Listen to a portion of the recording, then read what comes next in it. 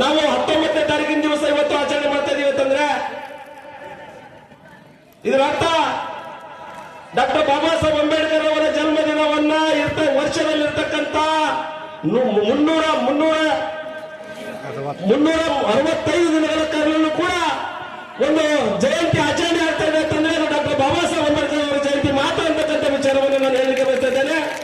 ಯಾಕಂತಂದ್ರೆ ಡಾಕ್ಟರ್ ಬಾಬಾ ಸಾಹೇಬ್ ಅಂಬೇಡ್ಕರ್ ಅವರು ಹೇಳಿದ್ದಾರೆ, ನನ್ನನ್ನ ಮೂರ್ತಿಯಾಗಿ ಪೂಜಿಸಬೇಡ್ರಿ ಅಂತ ಹೇಳಿದ್ದಾರೆ ನಿಜ.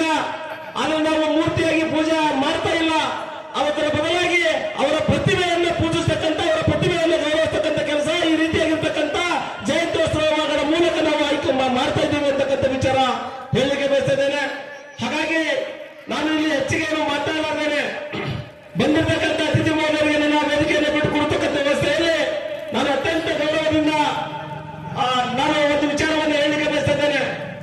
ಈ ಒಂದು ಇಲ್ಲಿ ಜಯಂತಿ ನಡೀತಾ ಇತ್ತು, ಜಯಂತಿ ಮಾಡಬೇಕು ಅಂತ ಹೇಳಿ ನನ್ನೆಲ್ಲ ಸ್ನೇಹಿತರು ನೋಡಿ ನಾನು ಮಾತಾಡಿದ್ದೆ.